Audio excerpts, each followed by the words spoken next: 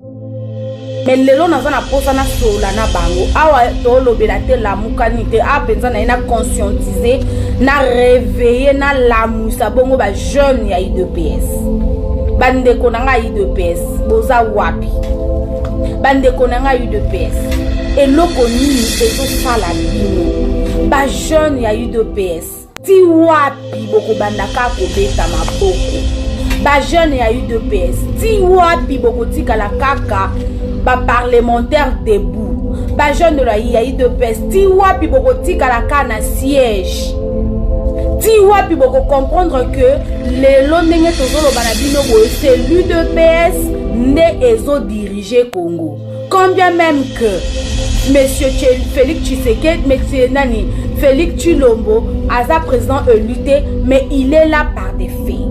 Il est là parce que les institutions du Congo fonctionnent. Azawana. Alors, bah, jeune, pour répondre, quand est-ce que vous continuez à souffrir? Quand est-ce que vous n'allez pas comprendre que Sikoyo, Fachinde Mutazaki a commis Siko na place à Kabila. Mais bozo mona ke ba vi na bino, bozo mona ke Congo obokundela. Si maya papa na biso koko na biso Etienne Tshisekedi, rien ne change. Et loko nini bozo linga ko comprendre. Et loko nini bozo linga ko comprendre te que monsieur Tshilombo, oyo bino bobenga Fachi. Oyo boyebisa ye papa lobaka le peuple d'abord que monsieur Tshilombo akoki kosala eloko moko te na minute oyo bakambu nyonso oyo ezoleka tout ce qui se passe na mboka na biso bandeko vous trouvez ça normal nazozongisa nano conscience na bino tolongola Fayulu totya pembeni tolongola Tshilombo totya pembeni nasolola na bino autant que le jeune Tobunda bitumba, bobunda bitumba, baboma ba jeune na UDPS, na kata parti na bino, ba brûla bango ba zikisa bango. Vous avez choisi une alternance. Bolobaki que ba élection oyo eza ko sanctionner Kabila. Sikoyo bopesa nga réponse. Kabila aza sanctionné ou bien aza sanctionné te? Kabila alternance o bobundela, o batu bakufa, barosi.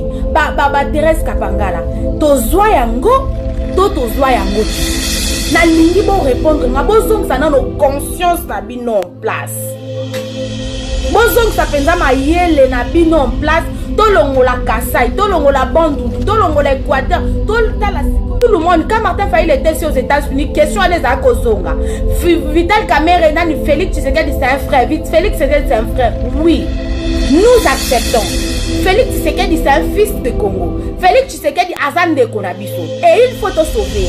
Yango na ebisi bino façon ya ko sauver Félix Tshisekedi ezakaka a présenter biso démission na ye.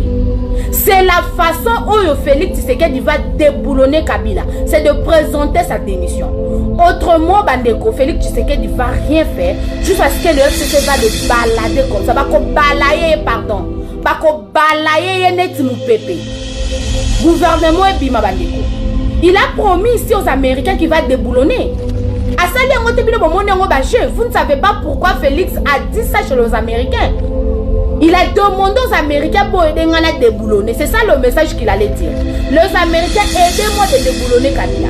Il a ses soucis de déboulonner Kabila. Mais simplement qu'il y a Zobo Sanake a Saladin Nandoki. Oyo place Mayele na yezo suka place ya Kabila. Lui, quand il veut déboulonner Kabila, Kabila est en train de fixer, de boulonner encore bien le vice. Kabila est en train de bien fixer les vices. Et les Américains cherchent Kabila. Et Kabila le sait que les Américains ne vont pas louer kakaye pour kakaye. Ayebi yango bandeko. Mais avant Yakende, c'est Fachi qui va partir. Avant Kabila Kende, parce que Kabila c'est une Nanya kosunga yo Nyonso eko kisami Tika na yo kolela Tika na yo komitungisa Nyonso eko kisami Agani makasi na ekolusu Tout est accompli Nyonso ponga nabika Ekulusu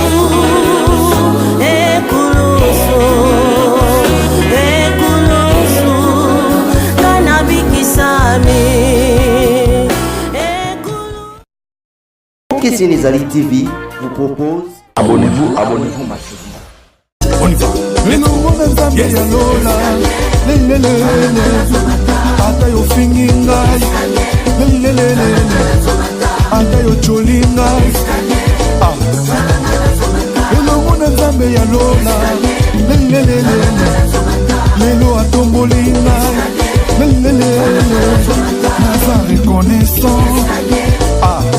Merci Jésus. Vérité des urnes tozo luka eza slogan te bandeko eza pe rêve te mais eza réalité et ça sera pour bientôt et où mais la lissusute ce sera vraiment pour bientôt. Alors ndongo tozo solana bino boye Martin Fayulu azana London aza bongo en Angleterre wapi akota ki pe culte lelo bana Londres bayamba kiye bomona ki ndenge salema kiye place nyosa kendaka c'est le peuple yazaka na base te mais azana peuple derrière lui bomoni ndenge Angleterre Londres et Bukanaki ba bombelaki et penza bongo akia yo eza digne de son nom digne na rona et digne d'un président élu de Congolais. Donc, Bomoni Ndenge Salemi, Azawana, après, il va rentrer, je pense, na France et puis Belgique. Après, le mois prochain, à début, Topé Sabino date entre le 4 et le 5 et tout. C'est la date où tu as un bureau politique. N'est-ce que tu communiquer, Bino, quand est-ce qu'il va regagner Bana Kinshasa? Parce qu'il a vu quand même que Nasimanae, Congolais, Nyon, Soba, comme il a posé Nae, ebise fois zonga ya kozwa mboka aya kozwa pouvoir na ye akozwa ngo na ndenge nini donc tokoyeba ngo tout de suite awa bandeko nyonso ba congolais nyonso ba komo benga ye déjà mafa zonga oya kozwa bongo pouvoir na yo donc azo se préparer azawana comme azaki na ba congolais ya mboka ya kati ya Congo ndenge azaki na ba congolais ya Europe ndenge pa azasu na ba congolais ya États-Unis azongi susu azana London donc Bana Congo, Martin Fayulu arrive à Koya, toko sensibiliser, toko leka, toko sensibiliser. Donc, mbote na bino, bon dimanche des rameaux à vous tous, surtout les internautes, ba o basala abiso confiance, ba o balinga abiso, ba o balinga musala tout ça la kaya, sensibilisation et puis de veille patriotique. Je vous aime beaucoup et surtout, le dimanche prochain, ça sera la résurrection du Jésus-Christ, le Seigneur Sauveur, Nzambende Batelaka, c'est lui qui est au contrôle de tout, et l'eau comme côté et les kakaï. Alors c'est à lui, rendons-lui la gloire et l'honneur parce que Yende a mérité Ango. Donc merci Nabino Nyonso Bozali wana bon dimanche des rameaux une fois de plus. Toko tabongo na sujet na biso lelo na ozamo mukuse na vidéo parce que j'ai une petite réunion juste après awa. Alors na sengi bango ba accorder 30 minutes, j'ai vraiment une réunion juste après ici. Alors to sola mukie mais message à lelo eza justement je vais m'adresser à la jeunesse à UDPS. Pourquoi n'a pas dit que m'adresser à la jeunesse à UDPS? Bandeko, jeunesse à UDPS, que la jeunesse bisonde, on a le bar toujours, le Congo nous appartient. Batunyon so ba leki wana ba sali tona bango bazo kende bisonde photos succédé bisonde photos sala to remplacer bango. Alors ici je veux m'adresser na bandeko nanga penza ba combattant ya UDPS. Pona mono dire bazo la mingi. Pena mono dire bazo comprendre te. Mais lelo naza na posa na sola na bango. Awa to lobela te la mukanite. A penza na ina conscientiser, na réveiller na la musa bongo ba jeune ya UDPS. Bande konanga UDPS. Boza wapi. Bande konanga UDPS. Et loko nini ezo sala bino. Ba jeune ya UDPS. Ti wapi boko bandaka kobeta maboko. Ba jeune ya UDPS. Ti wapi boko tika la kaka ba parlementaire debout. Ba jeune de la UDPS. Ti wapi boko tika la kana siège.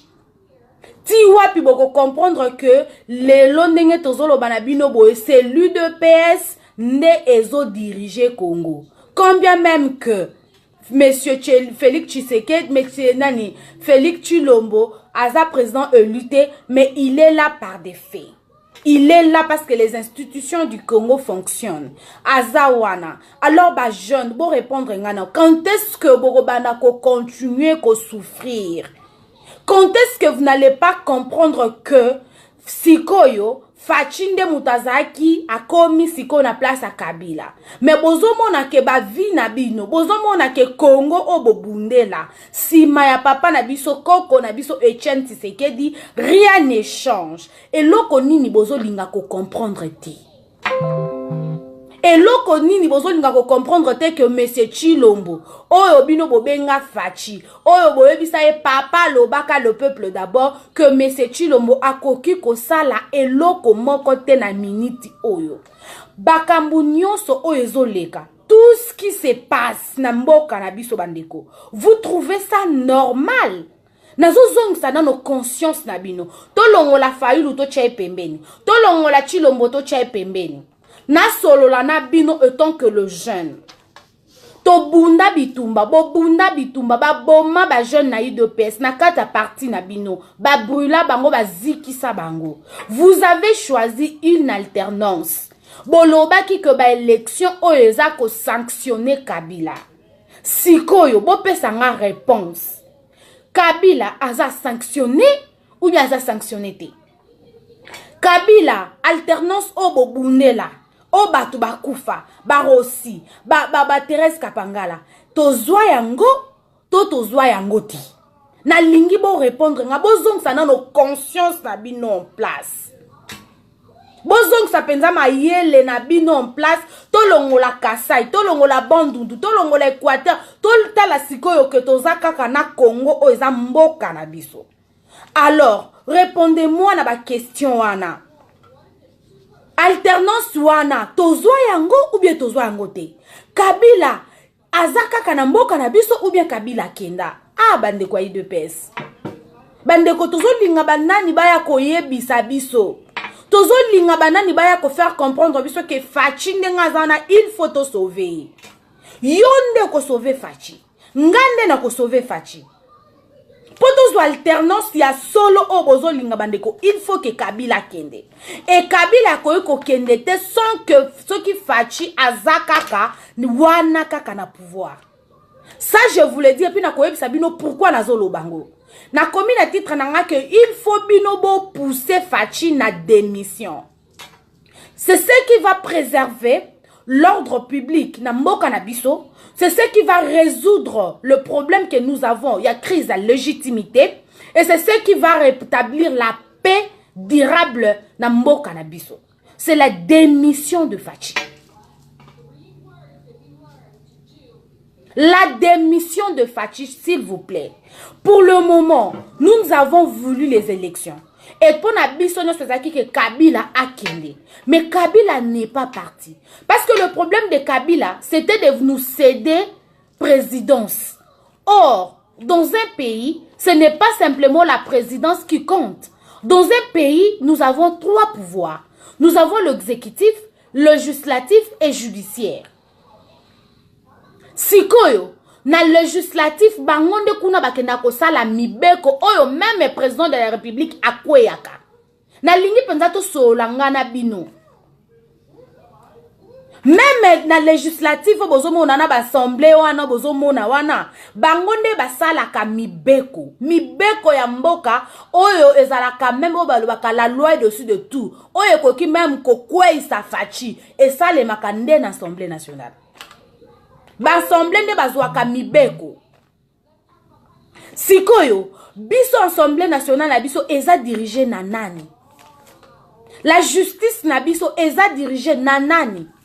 La cour constitutionnelle lelo bandeko Fachi azozo babino obaloba na lingala facile botikanga na loba. Fachi azozo babino. Jean-Marc Kabound azozo babino bomone lo côté. Regardez la vidéo. Oyo mwana mboka na bino moko oyo na yoki mawa na motema les compatriotes la fils mukoko asali ceux qui boza ba conscient ceux qui boza mayele vous allez vous révolter parce que ce monsieur vous a tout dit bandeko. La permanence y a eu de peste lelo et koufa mais c'était ça, je vous avais dit ça au début ici. Rôle et puis souhait à Kabila avait 2 personnes à Congo azaki obanga. C'était Etienne Tshisekedi et puis Jean-Pierre Bemba. Jean-Pierre Bemba erba kangi atikala kika na mutu moka zako chaye kaka. C'était Etienne Tshisekedi. Et pour na Kabila, il avait juré. Naebisi bino que il y a même une vidéo ezotambola nayebi ki na kozwa vidéo wana. Na Sun City na 2004. Ndeko oyo lelo Rouberwa avait dit que nous allons rendre UDPS comme une association. Bandeko cette vidéo na kolukela bino na koyebisa bino. À la kaka déjà que UDPS il faut pas rendre une association. 37 ans de lutte nyonso bosala. Justement pour que lelo vous se retrouvez et l'autre côté pour que lelo fachi abanda ko zoba bino ko distrait bino na ba voyage inutile azo sala o Kabila ebisi yo tambola ka garçon de course nanga parce que Félix Ndenga zana kombo yebite lui joue le rôle ya garçon de course ya Kabila. Botu na ye compte rendu ya ba nyoso azokende. Ba visite na ye ba voyage na ye nyoso azokende. Aucun président au monde, vu par rapport à la situation actuelle, oh ils ont ça les manambo cannabis au bandeko.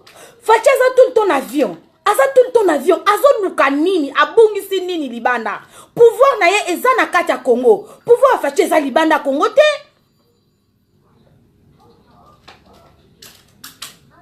Pouvoir a fachi eza na kati ya Congo, eza libanda ya Congo te. Les Congolais, tous en a période bandeko, eza ba période ya ba enjeu électoraux, eza période ya ba enjeu moko makasi, alors makasi. Un homme sérieux au vrai sens du mot cher Congolais, a quoi qu'on déplacer si côté. Il a fallu rasseoir nano ba base naie, a rasseoir nano politique naie, il faut contrôler biloko autoko masiko. Il vient de prendre le pouvoir. Il doit être sûr qui fait quoi, qui fait quoi. Bandeko. Mais vous continuez à soutenir Fachi dans la naïveté. Est-ce que ça amnésie? Est-ce que ça contrat? Est-ce que ça nini, cher Congolais? Bandeko nanga ba jeune ya UDPS. Je vous le jure et je vous le dis. Tant que Bokoti Kalakobet de la Fachi Maboko, vous allez rester comme ça. Mais ngana ebi ke Fachi osala 50. Mais vous allez regretter confiance na bino bosala pas Fachi. C'est le moment de vous lever, de prendre conscience. Moi qu'on a bino déjà ça eu conscience fils muko kwa telemi a réveillé bino que siège Koufa. Jean-Marc Aboun a créé son parti politique. À cause sabino qui était que c'est une association. Jean-Marc Aboun était la première déjà nani FCC et Zouaka parce que pesa ye deuxième femme na ye bandeko. Ya moi si Jean-Marc Aboun aza troisième personnalité ya Aner ya Kabila. Deuxième femme ya Jean-Marc Aboun. Jean-Marc Aboun aza na place à kokenete bo moni bino moko vidéo ndongo etamboli na soni bandeko. Na place na bino ngai na place na bino il fallait bo sala te loko moko be Jean-Marc Aboun daleka. Tala nani moi mobile papa oh nani Rouberwa na soni bandeko ndenga zo sekaye. A ridiculiser c'était ça le souhait du FCC. De rendre à zéro UDPS parce que bino de bozako bang sabango par rapport ya ndenge bon troniza idéologie na bino par rapport na ndenge combat et uta Etienne Tshisekedi. C'était ça le souhait de Kabila, rendre à zéro, rendre UDPS à une association. Au sein de l'UDPS, talaba sous-parti politique ndenge zo botama. Jean-Marc Abounda sali politique nae, Vinda Chimanga, aye awa il a contacté des gens, il est en train de faire son parti politique. Siko banani yango bazontouré Fachi. Banani bakotika la ko diriger IDPS. Donc après législature, oh ceux qui 5 ans peut ou melanango, ceux qui peuvent aussi à 5 ans. Donc après 5 ans IDPS c'est Koufa. UDPS c'est boza sous na ba vision politique nous sous après 5 ans ou bien 10 ans 15 ans après. Vous n'avez plus d'autre vision oh boko ko ça la pona ko éterniser ou bien ko tika la que parti wane tika la libela. Vous n'avez pas encore de vision. Chers jeunes, la jeunesse bokozalaka wa en train d'applaudir. Ba considéra kabinote Vital Kamerhe yewana suki sibino il faut bon même CV pour embaucher yo. Et comme une question à CV, il a oublié que ba jeune wana o bobunaki il y a des gens ba INPP bokoko kota, il faut qu'il y ait changement ni nango bino bosi bo constater depuis Fachi a comment na pouvoir. Qu'est-ce que vous avez déjà constaté les changements? Bozui déjà nini. Et puis bokozwape et l'eau comment côté d'autant plus que Fachi n'est qu'une étiquette. Fachi n'est qu'une étiquette pardon. Oyo Kabila azo azo salela un masque de Kabila Fachi azan eloko au salate bandeko ceux qui vont sauver Fachi te ceux qui vont sauver Fachi te Kabila va ridiculiser Fachi à niveau moko binomo beaucoup regretter et aussi un message à Fachi la pression ya population population qu'on détourné contre Fachi il va regretter pourquoi il a été politicien au Congo. Il va regretter pourquoi il a été politicien au Congo. Pour les lobes, mais sachez-le qu'en politique, le temps nous dit tout. En politique, et précisément le début. Le début nous permet de définir déjà la fin. Le début nous permet de définir la fin d'une chose. Ce qui est le déjà dans les bandits mabé, na souka na ngope ozaka mabé, atabo soudé. Fachi a un deal avec les gens du FCC. Et ce deal-là est kangaye a bandeko Fachi azan neloka osalate. Na gouvernement oezo FCC aura 80% ya pouvoir. 80%. UDPS bozan a 20% divisé en a UNC. Pourquoi il va être tout pour son lelo Vital Kamerhe beaucoup misakaeli sousté? Pourquoi il y a Vital Kamerhe bazana bango wana tena bino bota la UNC position à UNC. Vital Kamerhe les pacificateurs hier zaki na commissionnaire. Il arrivait il y a que séparer Fachi na ba père na opposition à Genève justement pour na que ça la commission na Vital Kamerhe yaza na na batu na à FCC. Fachi Nebolobaka, c'est un frère de Martin Fayulu. Tout le monde, quand Martin Fayulu était aux États-Unis, question à les Akozonga. Vital Kamerhe, Félix Tshisekedi, c'est un frère. Félix Tshisekedi, c'est un frère. Oui. Nous acceptons. Félix Tshisekedi, c'est un fils de Congo. Félix Tshisekedi, Azan de Konabiso. Et il faut te sauver. Yango na ebisibino, façon ya ko sauver Félix Tshisekedi, Zakaka a présenté biso démission naïe. C'est la façon où Félix Tshisekedi va déboulonner Kabila. C'est de présenter sa démission. Autrement, Bandeko, Félix Tshisekedi ne va rien faire jusqu'à ce que le FCC va le balader comme ça. Bako balayer, pardon. Bako balayer net mou pépé. Gouvernement et bima Bandeko. Il a promis ici aux Américains qu'il va déboulonner. Vous ne savez pas pourquoi Félix a dit ça chez les Américains. Il a demandé aux Américains pour aider à déboulonner. C'est ça le message qu'il allait dire. Les Américains, aidez-moi de déboulonner Kabila. Il a ce souci de déboulonner Kabila. Mais simplement qu'il y a zobo sanake azala dil nandoki. Oyo place mayele na yezo souka place ya Kabila ebanda. Lui quand il veut déboulonner Kabila, Kabila est en train de fixer, de boulonner encore bien le vice. Kabila est en train de bien fixer les vis. Et les Américains cherchent Kabila. Et Kabila le sait. Que les Américains ne bazana ba luka kaye pour ba kangaye. Ayebi yango bandeko. Mais avant ya kende, c'est Fachi qui va partir. Avant Kabila kende, parce que Kabila so ibino ba Congolais boye bate, Kabila est soutenu par la Chine et la Russie. Na charte ya Nations Unies ba élection na biso wana elinga ke sila.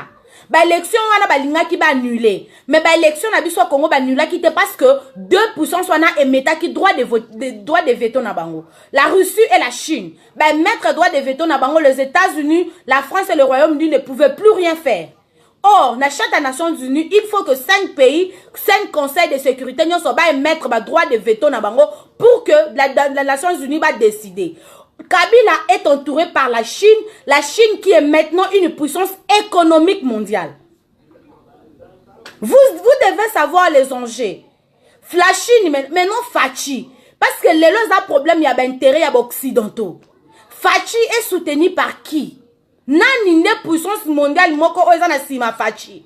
Pour Fachi, ça la mindo qui t'a déboulonné Kabila. Fachi n'a pas de député pour déboulonner Kabila. Fachi n'a pas la sécurité pour déboulonner Kabila. Fachi n'a pas d'argent pour déboulonner Kabila. Pour n'abakor n'abango c'est secteur nyo son atangeli bino klewana, c'est Kabila qui gère. Fachi est arrivé, les gens qui font le lobbying de Fachi, ce sont les gens de Kabila, Bandeko. Vous pensez que Bango Moko bakozala contre Bango Moko? Bato ya Kabila, ils vont travailler pour déboulonner Kabila. D'autant plus qu'ils savent que Bazawana parce que Kabila mtaïf sa bango bazalawana. Ils ont renouvelé la loyauté, le respect et la fidélité envers Kabila. Charte n'a bango ba signé qui récemment. charte na bango ba signé qui récemment yango wana. Je demande aux Congolais, je demande à ba jeune ya UDPS, conscience na bino ezonga. Vous avez combattu pendant un temps et bozana posa ya komona. Moi je vous applaudis, je vous encourage. Na sepelaka même na port na bino na soutien na bino envers Fachi. Ça montre vraiment que boza soudé. Oui, mais na ligi sikoyo bolingo wana bolongolango pas Fachi la personne, bo comme sango par Congo. Parce que l'amour que vous avez envers Fachi est un amour éphémère et collé. Parce que Fachi va vous décevoir. Bozo salaka dessus tout le temps. Accord ya ndenge nini. Partenariat ya ndenge nini avec aucun respect à partenaire nae. Bendeko ba fungola bino miso ndenge nini. Ba la muisa bino ndenge nini. Botala nanu eleki non na ba élection. Na législative, pardon. Législative et l'équipe à députés nationaux, tout FCC. Ceux qui 350 combien? Tous on a des députés provinciaux, FCC. Tous on a bureau assemblée nationale. Bureau assemblée nationale, non, FCC. Tous on a Sénat, un parti au pouvoir chez Congolais. Je n'ai jamais vu ça depuis l'histoire. Un parti au pouvoir, vous attendez un sénateur mon côté et vous continuez à rêver que Fachi va faire quelque chose au Congo.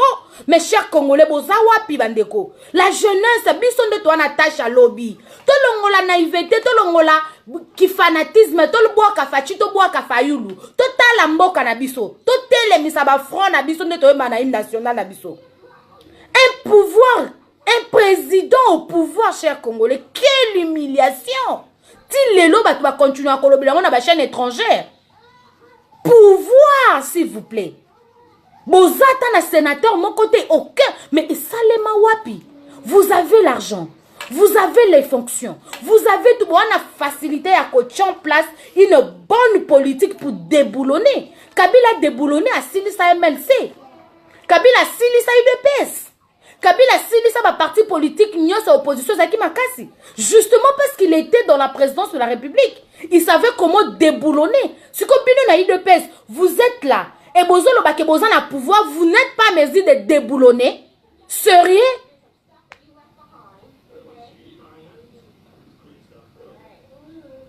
Vous n'êtes pas mesure de déboulonner.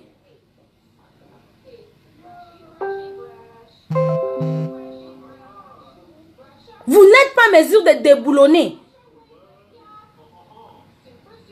Parce qu'il y a un monde qui pouvoir. Quand vous êtes au pouvoir, vous avez FCC. À côté de il y a eu de pèse. Bon, qui est pas na MLC bo. Bon, luki batinote biloko makasi on a la muka. Bon, ZUF basayi ba bolongo lié kuna. Bon, côté c'est na eu de pèse. Bon, qui est qui baba tilukwe bo bolongo. Vous cherchez des grandes têtes. Oh, bah ça la capoa, bolongo libo. Donc vous n'avez même pas cette politique là, il y a qu'au déboulonner et vous dites que vous en avez pouvoir. Qu'est-ce qui vous montre que vous en avez pouvoir? Mommy, my whistle. Okay, go. I don't have that. I want it. Qu'est-ce qui vous montre que vous en avez pouvoir? Parce que vous en avez mesure de convaincre bateau. Vous n'avez pas une bonne politique. Vous êtes au pouvoir. Je n'ai jamais vu depuis l'histoire du Congo. Totanga même dans la classe que un parti au pouvoir est aussi là. Bandeko. Mais n'habitez Bandeko. Est-ce que vous avez un parti au pouvoir est aussi là. Au lieu de battre mais yango est aussi là. Bon mon wapi. Citez-moi les cadres ya UDPS ou etikali lelo. À part Kabuya, Chimanga Wazo ça déjà parti politique na ba jamais Kabunda, ba innocent, ba Fachi et moko. Ba libi Kabila pona yeko a déboulona ba tumembalo alongoli ne parti monene UDPS. Alongoli ne UDPS mo bomi UDPS. Topé sabino 6 mois ezebele bande ko botala no élection Fachi. Et ça lui même pas une année mais botala façon Fachi Azali. C'est comme si à ça là, on dirait, façon Batoubayini, Fachi, on dirait ça là déjà plus d'une année, plus de 2 ans, plus de 3 ans à pouvoir. Pour mon modèle, Congolais, na kanda oyo, eza ya muto oyo, à ça oume là na fonction.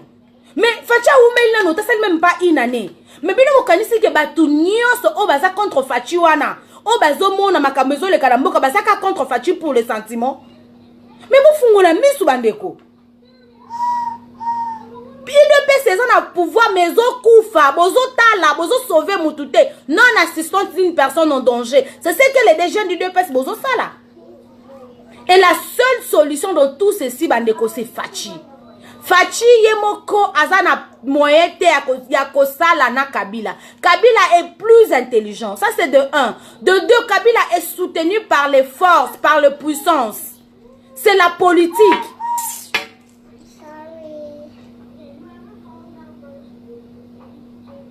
Out. Kabila est soutenu par les puissances. Kabila azana na Russie, Kabila azana Chine. Fachi azana na simanae. Pour vous voyez ça que impérialisme on a bongo Fachi ayeko lukani na ngone États-Unis. Impérialisme ayeko lukani na États-Unis. Tozana ba pays africain, ne rêvez pas. Pays moko africain ndenge zane koko za la pouvoir te soka azana mutu moko tazo soutenir rien na sima. Fachi n'a personne. Batu bakoko ko sala épée cadeau wana te parce qu'ils savent qu'azo qui peut ba élection ta gagner qui peut ba élection te. Et ils savent que c'est Kabila qui dirige. Vous n'avez pas besoin ya mutu moko ya kofungola bino miso pour comprendre que c'est Kabila qui dirige. Ce botali Kabila ko joso depuis ba élection banditi sikoyo. Vous allez comprendre que vous n'avez rien à foutre dans ces pouvoirs là. Vous n'avez rien à faire. Vous allez locomoter, vous ça la bozo diamile kakabo. Kabila nenga zana cha Félix Tshisekedi son garçon de course. Ne bozo mona ba voyage ça zo sala. Moya va na Kinshasa ezate parce que na Kinshasa c'est Kabila qui est là en train de faire ses réunions. Il faut batika eka en l'air. Azo diamile na eka likolo États-Unis. Ake foni netibo azana Goma. Auti Lubumbashi, ake Goma, ake donc azana eka bo pigeon voyageur. Moutouma bondira bungi c'est l'homo. Un garçon de course carrément. C'est un garçon de course de Kabila. Kabila ya vandi na pays na ye. A vandi na mboka na ye bazo sala ba réunion na bango nocturne. C'est la nuit que les politiciens balokaka. Bal politiciens balokaka na butu. Bazui ba décision na bango na butu, ye na butu er bango bazo ba décision ya bimi. Ko uta na aéroport mbala moko kingakati. Papa Léo, Nembale Mbaloba qui bino boseka qui est. Er a uta ka voyage, il va faire de compte rendu. C'est un garçon de course. C'est un chargé de mission de Kabila. Il n'a pas de lobbying, il n'a pas de batnasimana à l'autre côté. Fachi n'est rien. Botala na bino te tapis rouge wana ça veut dire rien. Monde ba seka abino. Au monde bozo lela ceux qui bozo linga kasi bozo sepe na tapis rouge wana. Fachi est président. Bolela pour nani na ba élection. Bozo mesanate. So ba sali élection boleli. Élection ba gouverneur awa. Un parti au pouvoir cher Congolais. Eza mawa. Eza mawa nga pena so na vani na ota la politique mboka na biso na yo kaka mawa. Eza mawa eza pasi. Un parti au pouvoir bozaka na gouverneur moko ya Kasai Oriental. Gouverneur moko ya Kasai Oriental. Et les lobozo ya koloba que non, la faute est na bato la muka ba vota ki ngobilate. Mais arrêtez-nous ces conneries. Bolingo bondo sango na la muka. So boyeba ki la muka est soutenir bino. Bolongwa na Genève pourquoi? So boyeba ki ke boza na posa la muka bokene ko sala deal na Kabila pour anini. Mais arrêtez d'endosser ba politicien ya la muka baza libre, baza na coalition mon côté, baza minoritaire. D'autant plus que Kabila akokai ko voter parce que akokai ko nommer. Parce que c'est Kabila qui a nommé les députés là. Bon, poser la question, on a question qui Martin Fayulu a dit qu'il allait faire quoi? Bah, je vous le dis, si c'était Martin Fayulu qui va jouir de son plein pouvoir, Martin Fayulu, il est l'homme de ma moussou, obéta ma solo. Ton net, parce que Naye Bakana dit tena Kabila. Il allait prendre de sérieuses décisions, mon corps, on se rend pas compte. Parce que tout ce qui se passe, le lobo kamote, ezali na contrat, Fachi ayebi. Fachi ayebi que l'élection gouverneur na kozwa nanga mutute na ba sénateur na kozwa nanga mutute na kozala na finance te na kozala na armée te na kozala na diplomatie te na kozala nanga na eloko te. Fachi ayebi. Jean-Marc Kabound ayebi yanga commencé là déjà parti politique na ye. Le siège de l'UDPS est foutu, il y a personne là-bas. Il y a plus personne à siège à l'UDPS.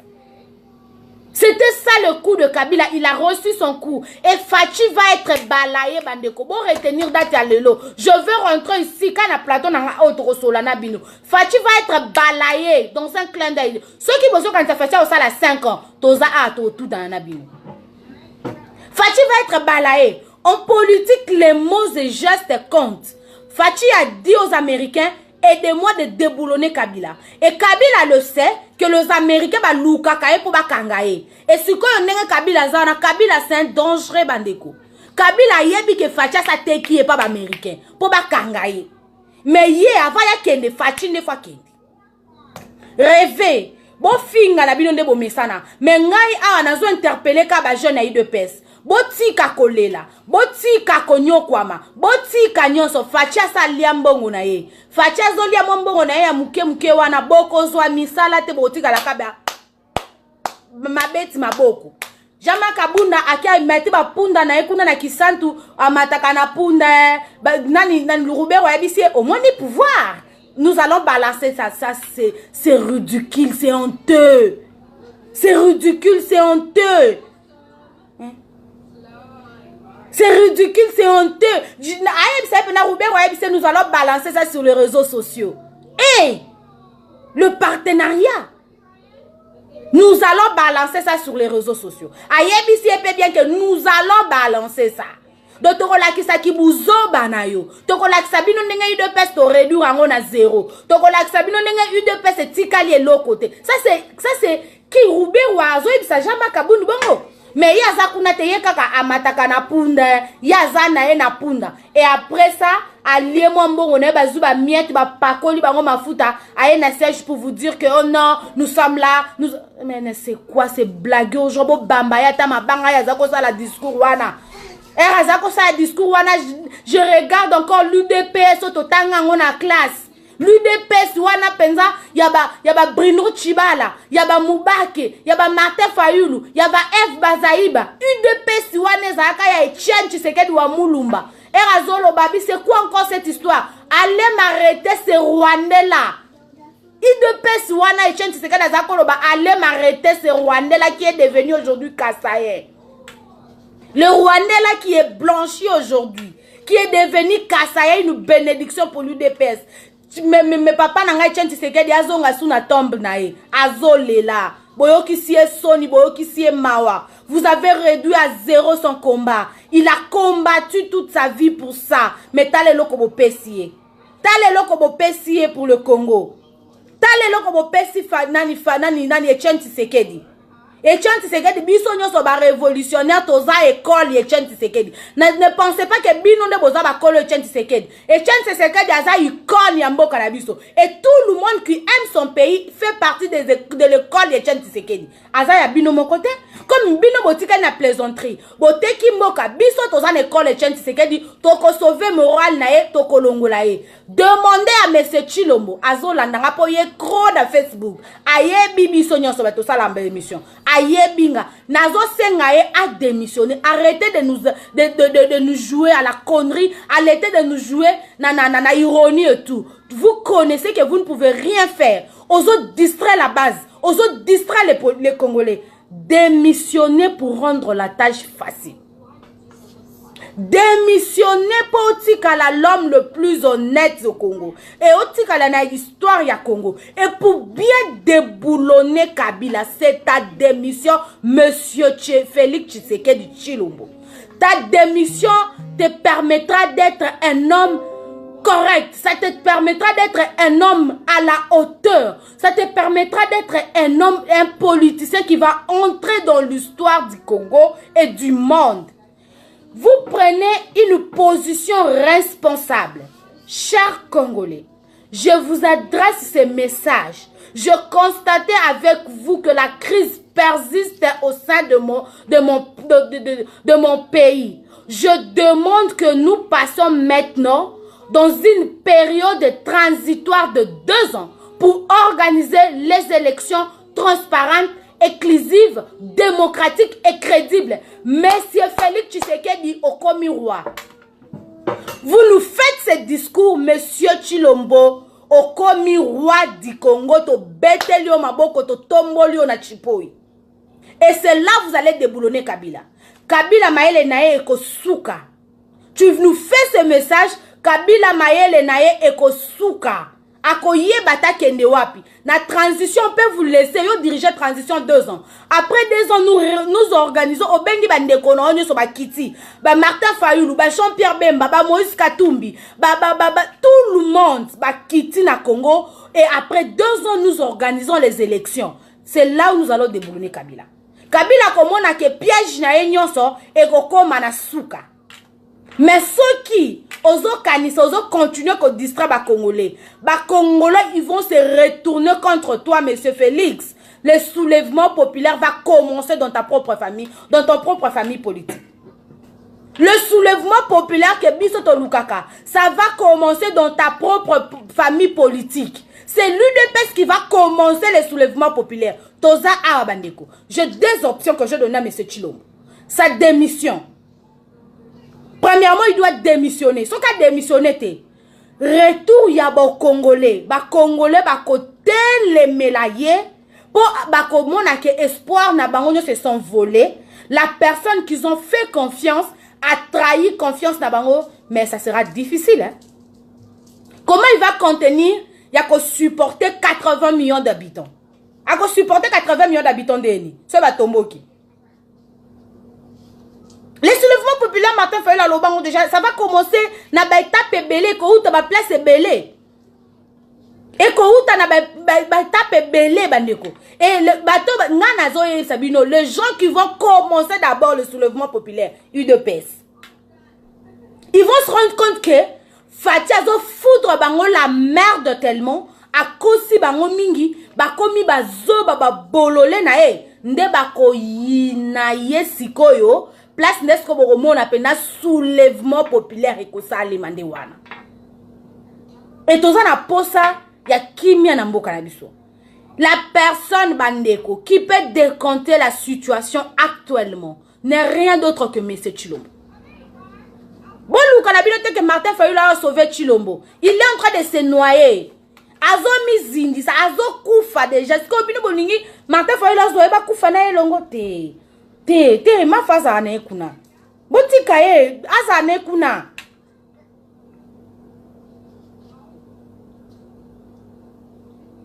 Azala na kuna. Fachi va bien diriger le Congo. So gaza na légitimité à pouvoir na. Nde to lo banabi nobo na Tanganyika kuna basali marche.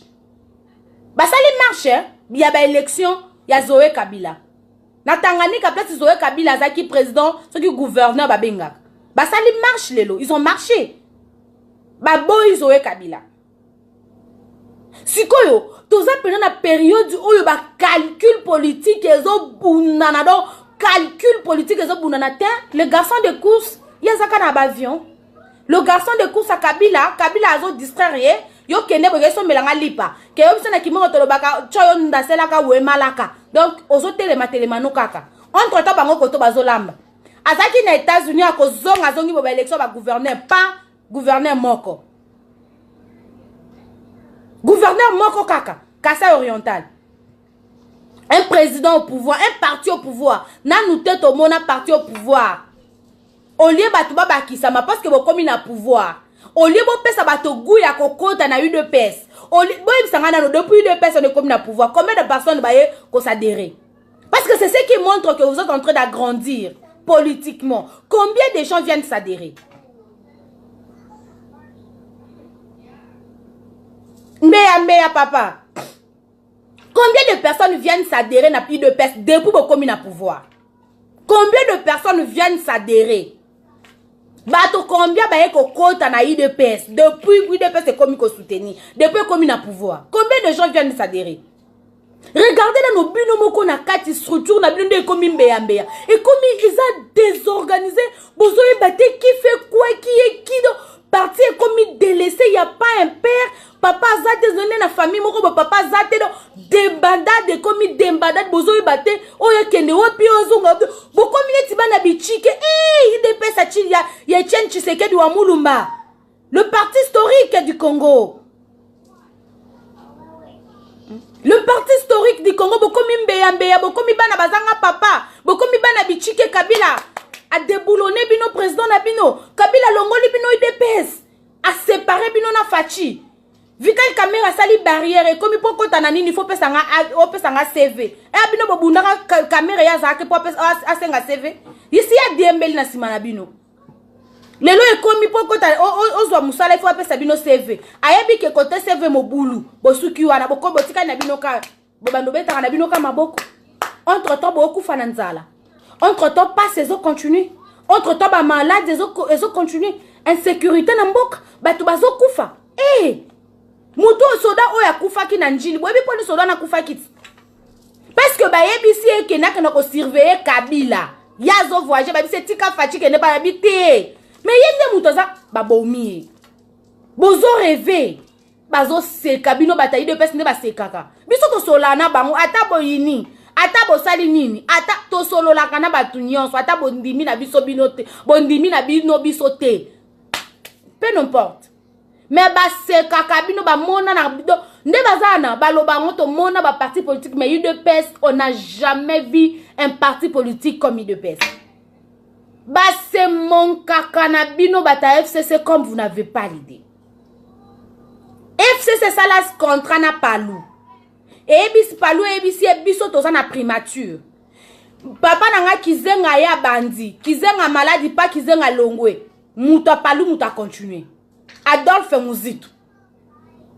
Parce qu'ils savaient qu'ils avaient affaire aux hommes d'État, ils avaient affaire aux politiciens, aux gens qui ont la tête, aux intelligents. Ils savaient qu'ils ont affaire aux intelligents, bato ba na mituna bango ezo sale. Pas de mbeya bato ba sentimentaliste ba beta kama boko. Soko fingi ba no fingo de plus qui no tinase. Parce que bino mayele na bino zaka na ko finga. So ba no finga injure.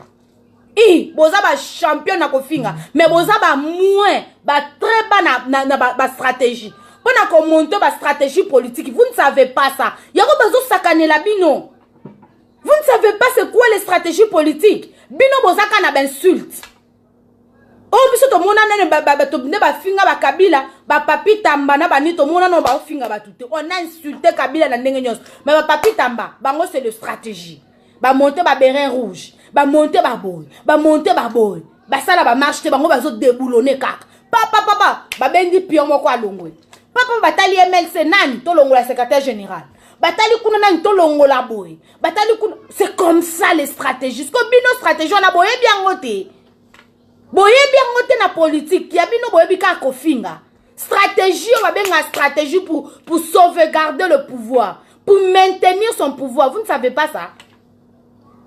Vous ne savez pas ces stratégies-là. Il y a bien une stratégie, ça quand on finit, il y a bien l'autre côté. Il y a bien l'autre côté. Bataille des pestes. Donc, Moussa n'a bien sauvé ça là, on marche. Bah, mon ami, Fachas Kosibino, oh, ben Sénat, et qu'on a installé, oh, bah, c'est Kabio, ça l'installation, attention, on a fait usage de faux. Bah, ça a été dans les 30, sauf qu'à une décision, cour constitutionnelle, moutenga ke longolaï. Sobo kosi na kosi toza abomona. Faux usage de faux diplôme à Fachi wana ba nekozaka rêve te. Ezaka ya solo. Ezaka lukuta te ezaka ya solo. Soki azongi saki ka Sénat te ke baza l'installer. Sénat bureau nango bando sala. Bonga bomona faux usage de faux ndenga ke rebondir. Et puis c'est la cour constitutionnelle, il y a cour constitutionnelle article 167 il y a constitution. Ndenga s'appliquer contre Fachi. Continuez à rêver. Boti kanabino ka bekundi saka wa mongo baloba. Ba beti maboko. Kabila zo sala na Facha zo le kanazo li ambo bino bozaka. Biso UDPS viva. Bobimi wana jamais kabunda komi na jeep ye wana komi na nini azoke ne yese soki pese soka tanga wapi na jeep bino wana boole la mbula bozo pola mbula. Et l'autre mot que la Sabino même pas que vous êtes au pouvoir. Rien ne change. Par preuve, parti permanence. Kao mutaza soutient la permanence. Boti kalabino na bino bokende. Ya bebo beteli maboko asisa koti na mutu kana bita ba bololo. Akena kinga kati kuna akefuka mina Kabila. Kabila dit toi il faut leur fermer la bouche. Faut leur fermer la bouche. Un président au pouvoir. Il ne peut ça lui communiquer, il y a des boulonnages à bomona tic au tac.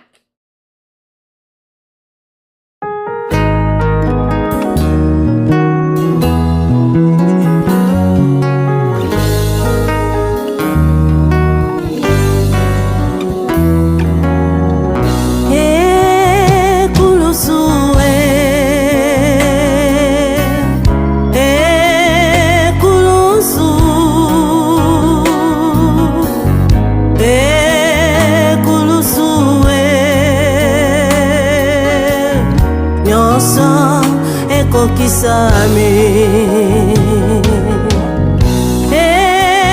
ekulusue ekulusu ekulusue nyonso ekokisame matekaki ye nesika na ngai bilamba na ye babeti zeke lokola moyibi basambisi ye nyonso wana bongai na bika ekulusu eleki kilo mokonzi na nga anyokwami ekulusu eleki somo mwana na pate anyokwami ekulusu